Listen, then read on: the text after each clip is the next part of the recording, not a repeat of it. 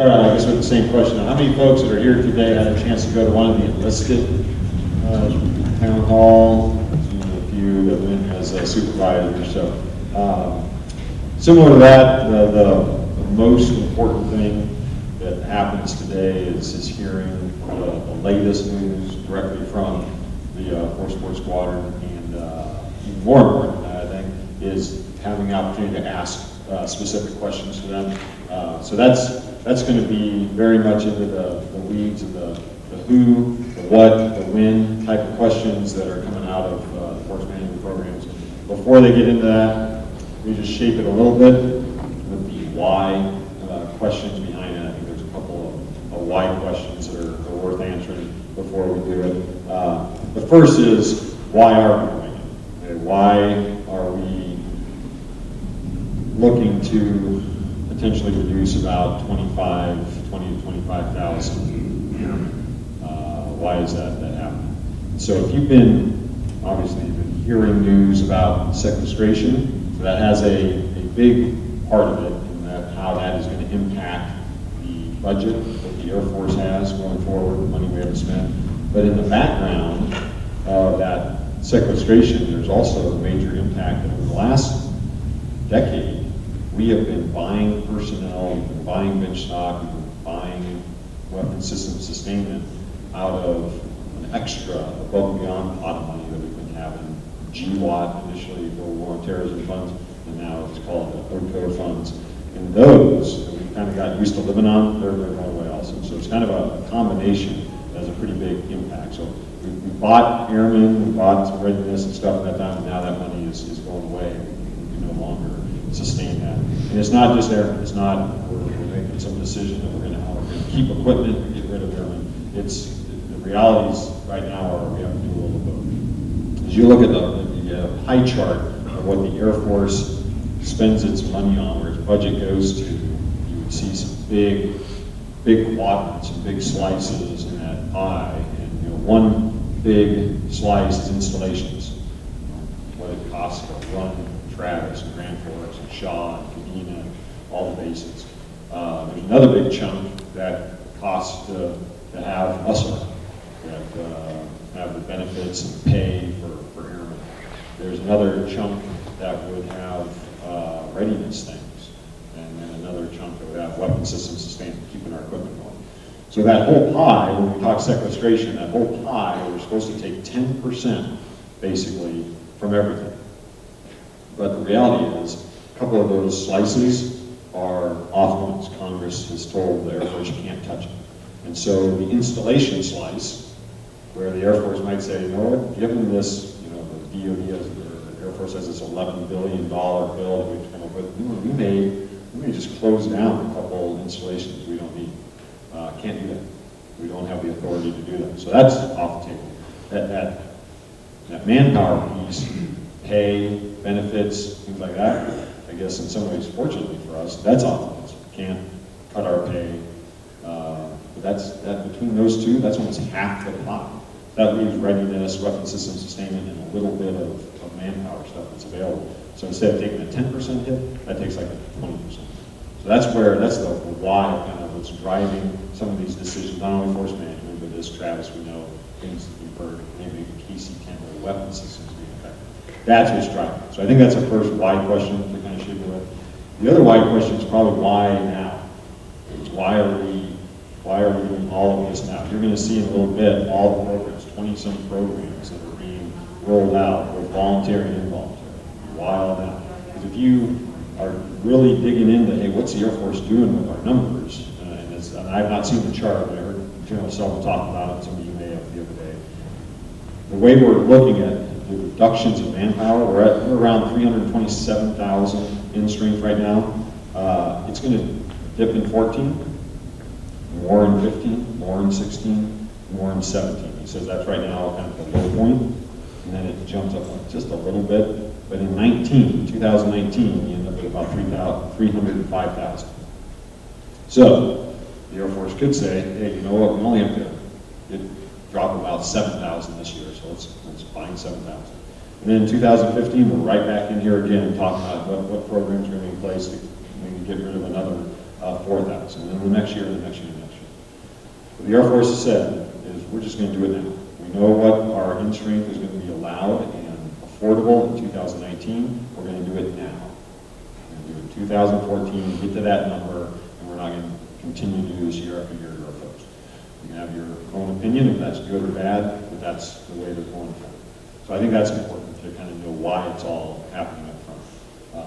And the last thing I'll just mention before we get into the brief is with all the involuntary programs that are going to be talked about, with very few exceptions, if you are eligible for an involuntary separation program, you are also eligible for a voluntary separation program that has some incentives with it, a little more control over when you separate, and some pay incentives with that. Okay, so that's important to know that as a corporation, you said it, we understand we're going to ask people leave. We want to give them the opportunity to leave with incentive early. So with few exceptions, there's a few that won't have those options, but most do. And so my final thing that I want to talk about on that, because it's been raised to me as a possible concern, that in the past, I think airmen have had the opportunity to do a voluntary separation program and have raised their hand and said, I want to volunteer for that. I'd like to get out. Just because you raise your hand and say, I'd like to get out, doesn't mean the Air Force is going to pick you. So then you're in a situation where you've said, hey, I'm ready to get out, and the Air Force doesn't pick you, and then you're kind of like, ooh, what does that mean? Am I not a team player? Is that going to reflect poorly on me going forward? Every commander is going to treat that in his or her own way. But I'll let you know, my perspective is I fully support your decision if you see this as an opportunity to get out, and if the Air Force doesn't pick you to get out, or at some point you say, you know what, I decided I want to do it, I want to stay. In my view, that doesn't change your status. If you were top 5% officer before that, that act doesn't all of a sudden make you a bottom 5% officer in my book. And I say that for a couple of reasons. I have two very good friends. One that was days away from getting out as major, and then said, you know what, I want to stay.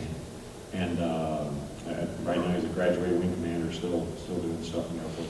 Another good friend that did get out as major said, this isn't for me.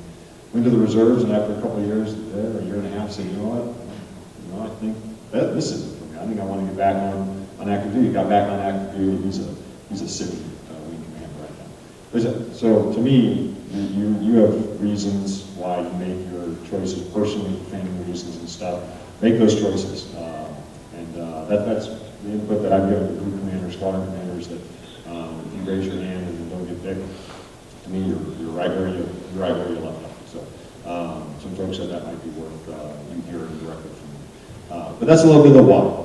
And I cannot stay. I stayed for most of yesterday's event. I'm not going to be able to stay for more than about 15-20 minutes of today's event. So if you have questions on any of that part, that's not the biggest part of today. If you have any questions on that, anything I said or the white part, I'd like to do my best to answer those before we get into the meat of it with FSS. Anything on that? All right, Captain Hoskinson, all yours. Thanks, sir. Good morning, everyone. I'm Veronica Hoskinson. I'm the Manpower and Personnel Flight Commander. So today I'll be taking you through the brief and then taking questions and answers at the end of it. We have our stellar FSS team here, so if there's any questions that I can't answer, I'm sure one of them can answer. And still, if there's something that we can't answer, then we'll take it for action and we'll get back with you. So this is going to be all the programs that we're going to be talking about today. And this is essentially what Colonel Martin already kind of talked about. Essentially, we're at a high point of retention and we need to cut back.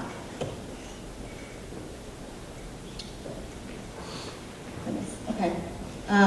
So the officer programs are kind of in two pieces. We already have the officer programs that have been have been kind of going on for the past year, and then the lower part of that is stuff that has been recently announced, and that's mainly what we're going to be focusing on today. So this chart, there's a lot going on, and it's really busy. Kind of the main thing to take away from it, though, is that all these programs are going on at the same time. So it's a lot going on at once, and so just kind of bear with us when we kind of go through all the RFs that we have to review But it's everything going on at once, and it's all simultaneous. So, if you're meeting the board, the RIF board, and you're also, going in for BSP or TARA, just kind of know that those programs are going simultaneous. So we're going to start off with course shaping. So this is going to be the younger year group. This is going to be the 2009 through 2011 officers. These people typically are going to have less than 6 years in the total active force commissioned service date. If you make it onto a promotion list prior to 16 June, then you're going to be ineligible for the FSB. So I think there's some of the medical career fields. I think there's going to be some promotion listings going to be coming out. I think I heard like the nursing corps.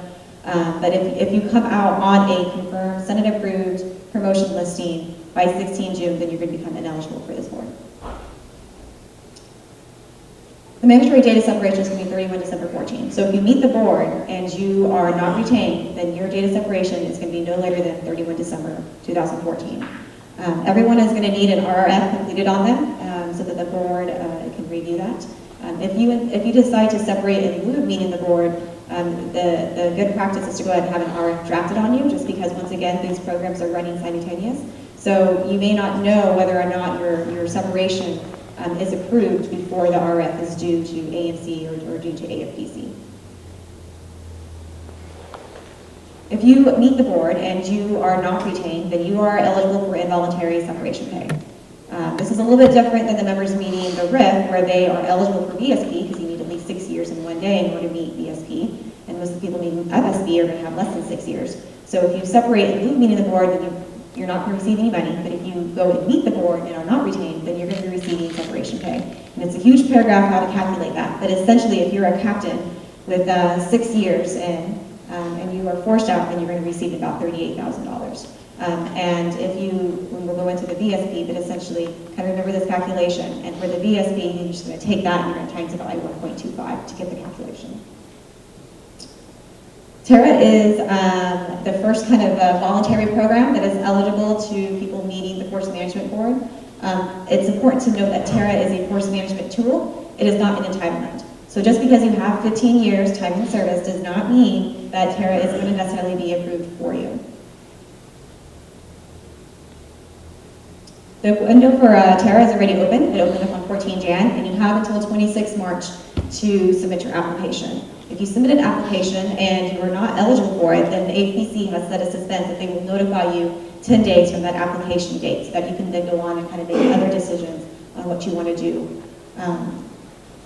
No matter what, though, the final approval for your application will be accomplished by 1 April. So if your application makes it to AFPC on 26 March, then you will know no later than 1 April whether or not that's been approved. So this is targeting captains through lieutenant colonels with 15 to 19 years of service that is in an overage AFSC. So when you look at the officer matrix, you have the red and you have the blue squares. If you have 15 years, at least 15 years time in service, and you are in a blue square, then you are eligible for TARA.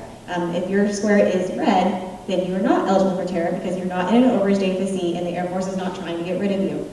If you have at least 19 years, regardless of what color your square is, then you can apply for TARA and choose to separate through this program. Airmen are ineligible if they already have a pending DOS. The AFPC will not let you withdraw a separation package so that you can apply through this program.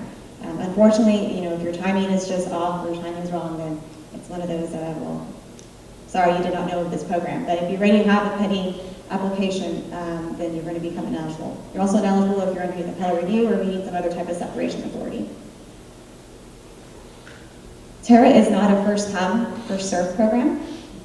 This is something where AFPC is letting the applications queue, and then they're going to take the applications periodically, and kind of the guidance that we received, it's going to be about 30-day increments, and they're going to rack and stack you by year group and AFSC, and they're also going to look at these kind of factors, ADSC, projected assignments, those type of things. And those kind of more competitive things at the bottom, those really are going to go more for if they meet the thresholds required within the AFSC. So if they're only looking at cutting 30 and 35 people apply, they need to rack and stack those 30 applications.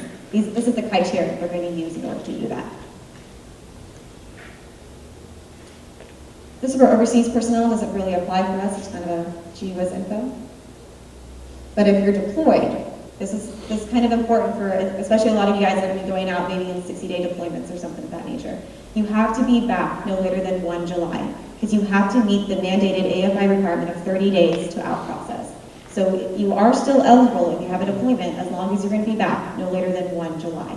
And because the mandated retirement date of 1 August is firm.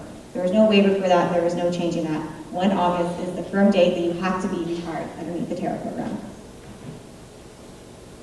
You cannot withdraw your application once it's been approved unless there is some type of hardship case that is specific to you as an airman and did not exist prior to the application.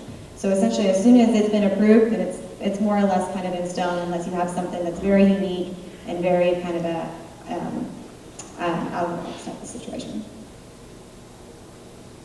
So these are the milestones. They're in the PSDM. So if you're interested in this program, please reference the PSDM and look for these. And so the RIF, this is going to be the program that affects the most people on the installation. These are going to be officers from 1997 essentially through 2008. There's going to be some exceptions with AFSCs and year groups, and please reference back to the matrix because that's going to have it all outlined. So I think it's like year group 2004 or something, like the entire youth group is not eligible. And I include the promotion listing also 16 June, so if you get on a confirmed promotion listing by 16 June, once again, like the FSB, you will not be eligible for the REF board. Mandatory data separation for this is 31 Jan 15. So if you meet the board and you are not retained, then 31 January 15 is going to be the latest date that AFPC is going to make your data separation. All members are also going to need an RF completed on them, just like the FSB. So what is recommended is, once again, that even if you're looking at taking TARA or taking BSP, you go ahead and draft an RF, because you don't know whether or not that application is going to be approved. And since these programs are running simultaneous, you don't know when your application is going to be approved and at what point we're going to be in that RF process. So go ahead, if you're eligible, draft an RF and talk to your leadership about what those suspenses are going to be. If you're meeting the RIF, you could be eligible for TARA. So kind of look at that, look at the TARA PSDM and see if you can meet that and see if you can apply for it. Also with the RIF members, if you decide to meet the RIF, meet the board, and you are not retained, but you are TARA eligible, then you will also be able to apply for TARA after the RIF. So that's the guidance we received, and I know the PSDM isn't that clear, but just kind of know that. So if you're TARA eligible and you're not for sure whether or not you want to take it, then kind of know that you do kind of have that gamble chip in your pocket. BSP, so this is going to be mainly for the people meeting the RIF, because you need at least 6 years, no later than 31 Jan 15. The BSP window opened up yesterday. So if you haven't pushed the button, don't worry, because it is also not a first-come, first-served program. It's just like the TARA, they're going to let these applications queue up in the system, and they're going to also process them in about 30-day increment batches. So if you haven't pushed the button and you're wanting to push the button, don't think you're behind by any means. I expect that AFC is probably going to let these queue for a couple of weeks before they even start looking at them. The data separation for BSP is going to be 29 September 2014 to meet the 6 years and 1 day requirement. If you're going to meet the 6 years and 1 day requirement after 29 September 14, but before 31 January 15, then you can still apply. So such as if your 6 year and 1 day is 15 October 2014, then you can apply for BSP with a data separation of 15 October 2015 or 2014. BSP, once again, is going to be the 1.25% times the separation pay. So you remember that separation calculation we had earlier? It's that same thing, only you take that number at the end, that 38,000 for captains in 6 years, and you times that by 1.25. So you're going to be excluded from BSP according to the PSDM if you have already been notified of a 365-day deployment. I know that I believe one of the commanders went and talked to their functional about this, and they said that they were willing to work with members. But just know that the PSDM says that if you have been notified of a 365-day deployment before applying for BSP, then you're not eligible. Our guidance is to go ahead and apply and make AFBC tell you no. But this is what the guidance is of the PSDM, so this is what we have to provide you, this is what we have to brief you. The PSCM also says that if you're currently on a 365 or if you're currently on a deployment, but you're going to return before the mandatory data separation of 29 September, then you can still apply as long as you have that 30-day window. So essentially, you would have to return no later than 29 August, if that makes sense. Okay, sir. So this is not really going to apply to a whole lot of people here, so we're just going to kind of go through these slides. But this is targeting majors and lieutenant colonels and kind of specific AFSCs. So the application period for this is also still in the works if you want to retire in lieu of needing to serve.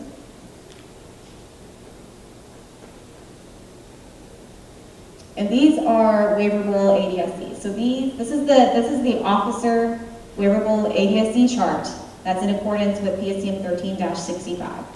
If you look at a lot of the different PSCMs, like 14-08, it's going to tell you to reference back to PSCM 13-65 to look for the ADSC waiverable chart. You're going to note that what we have up here and what's in the PSCM is a little bit different, such as the PCS states. But that's going to be because dependent of the program that you're applying for. So we just ask that if, like for Terra, I think it's going to be 24 months. But for BSP, according to PSDM, it's going to be 18 months. So just kind of know there's little nuances between them, and hopefully AFPC can provide new guidance with each specific ADSC chart with each PSDM. So if you need any additional guidance, just please contact us and we'll walk you through that. So for the retention recommendation forms, this is something that's coming from AFPC that says this is how we recommend that you write your bullets. Just kind of know that the board is going to review your record, so they're going to be reviewing your OPRs. So if there's something that is not in your OPR that you can highlight on the retention recommendation form that you can also justify and isn't a prohibited comment, they require or recommend that you go ahead and highlight this because you want to make yourself stand out. Is there something that you have done that makes you stand out to the board that's going to keep you from being involuntarily separated? So kind of in the little yellow box there, they're highlighting your high stratifications, any deployments, anything that's special about your deployment that you did, anything unique, like maybe a joint deployment with Army, you're running convoys or something. Advanced academic degrees, even though that's going to be on your officer selection brief, even though it's going to be on there, they just kind of recommend that maybe you highlight that if it's something unique and something special that's going to make you stand out. So going over the matrices, hopefully you guys have all reviewed this. AFPC will be updating these periodically. So as they do the batch updates, which we believe is going to be in 30-day increments, they're also going to be publishing these matrices. So if you remember, they published these matrices originally back in December, and then about mid-January they updated them again before most of the programs started. That's because they kind of did a relook of the program and they decided that they don't need to cut certain AFSCs in year groups. And right now the SECAP is currently also, once again, looking at where we are cutting. So we expect to get another matrix hopefully in the next week or so when we get the eligibility rosters, which we're also still waiting on.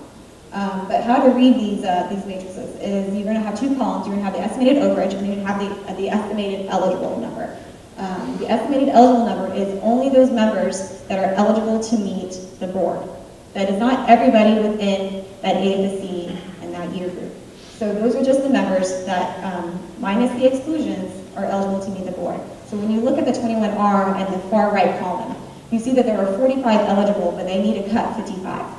So they're not going to cut everybody meeting that board. That's a little illogical. But what they are saying is across that entire AFSC and that entire year group, they need to cut 55 people across all the different force management programs. That's Terra, that's VSP, that's people that are prior enlisted, so they're eligible for just general retirement. They're looking at cutting 55 across that entire AFSC. So just because that number is a little bit more than the eligible, just know that if you're meeting the board, that doesn't necessarily mean that you are going to be involuntarily separated. So transition benefits, if you're involuntarily separated, then you are eligible for transition benefits, and these are kind of things that you're going to learn when you go through your TAP class. Everybody is required to go through TAP. That's a AFI mandated requirement. So just know that when you're making your plans on your data separation, that you have to attend TAP.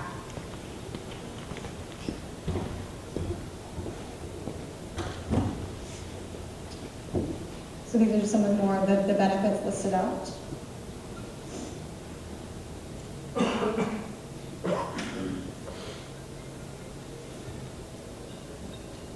And so in summary, before we kind of go on and I'll let the recruiter talk to you, the MyPERS website has the most up-to-date information. If you've been to the 60th AMW homepage, there's a little force management button on the bottom right-hand corner, and that is kind of where we have put all the information out there for you for ease of reference.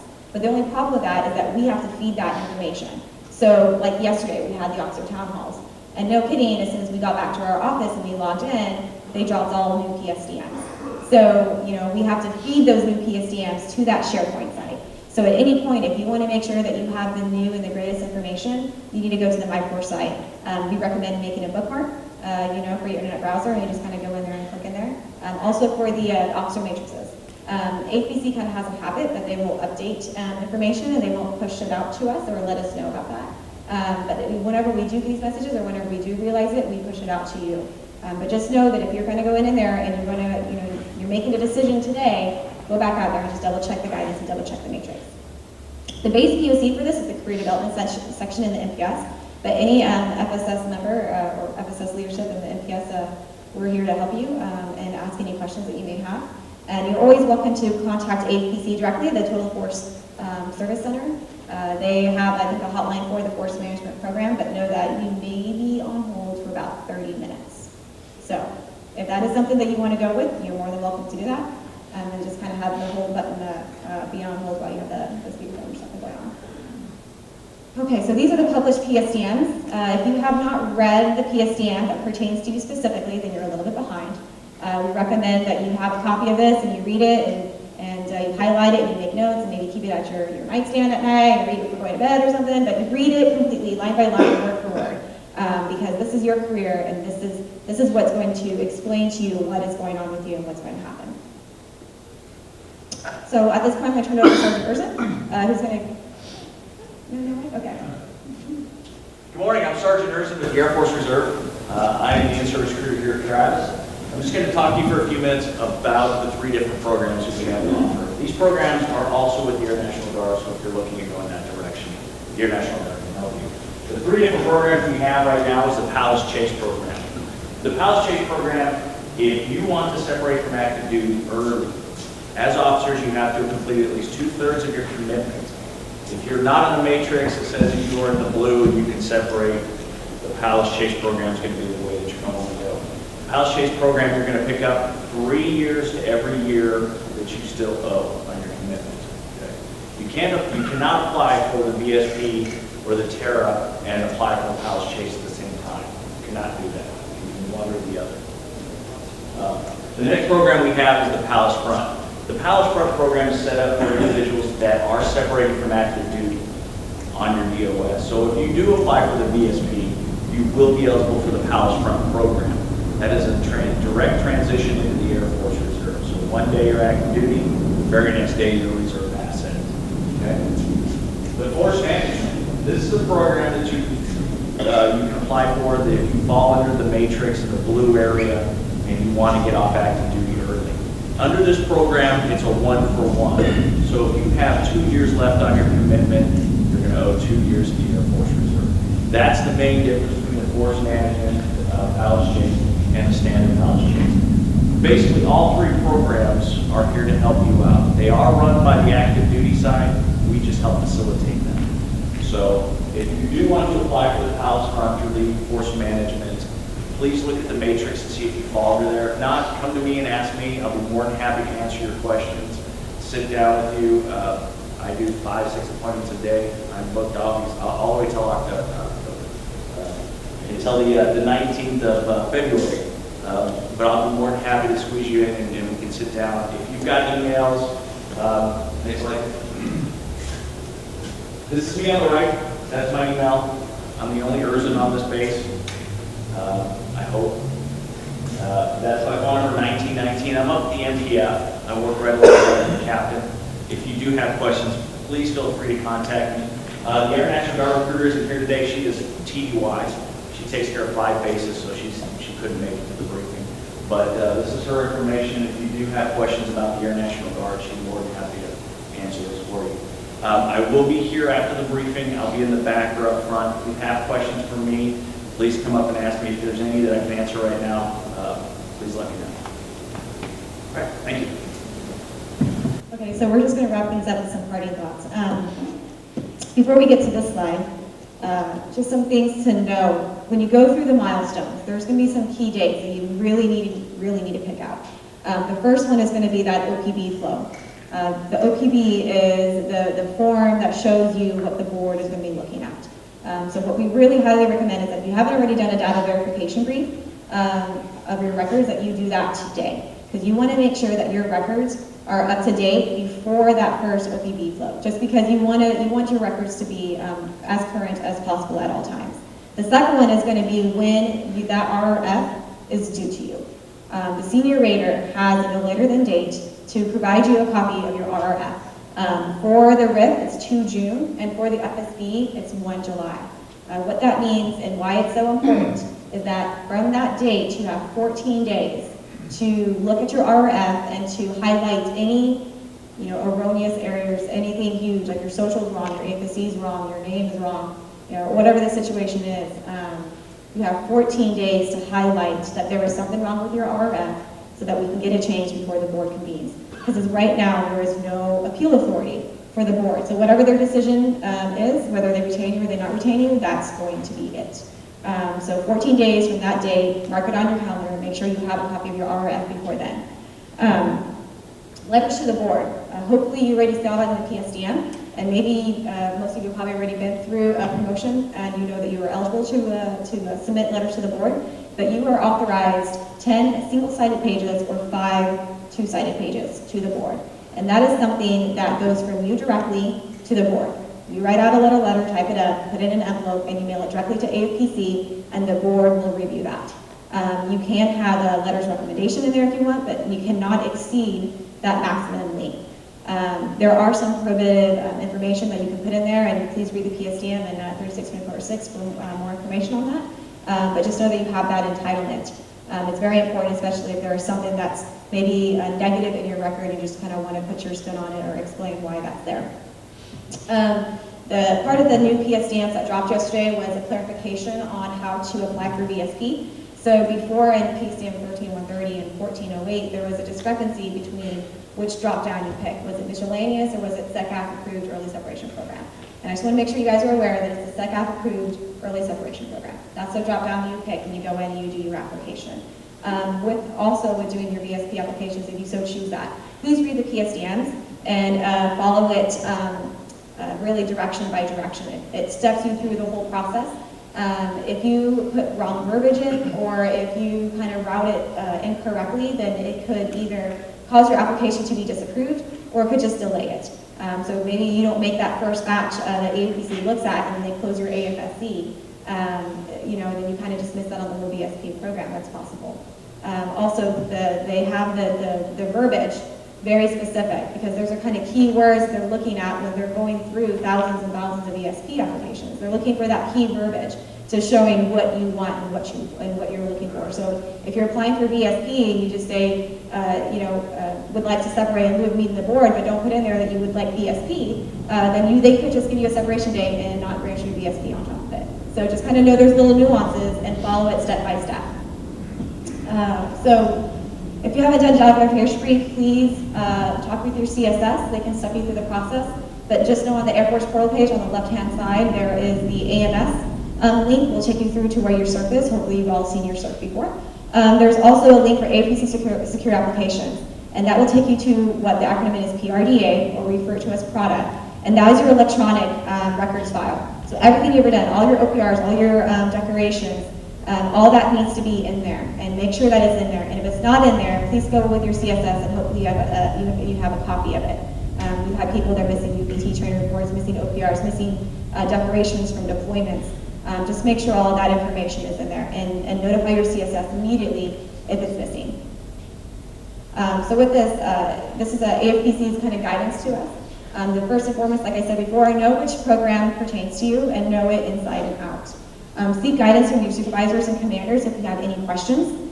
And consider all your options and discuss with your family, because only you know what is best for you and your family, and only you can make the correct decision.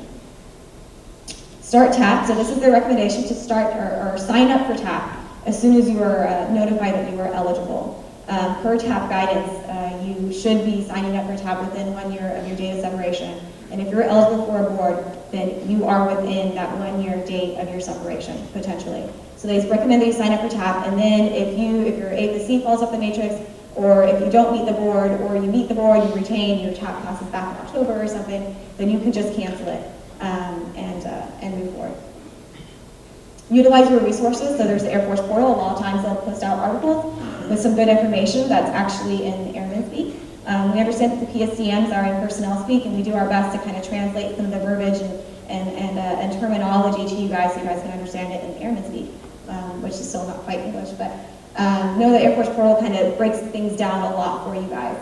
There's also the ABC microsite, like I talked about, that has all the most up-to-date information, and we ask that you reference that when you're trying to make your decisions. Also, the very last thing is don't be afraid to ask questions at all to anybody, to us, to your leadership chain, because this is your career, and you gotta make the right decisions. So that's it. At this point, we'll go ahead and do Q&A session. So if you have any questions, let us know. And also, feel free to leave whenever you guys feel as if you've received all the information that you need. It's not going to hurt also our feelings at all if you just get up and walk out.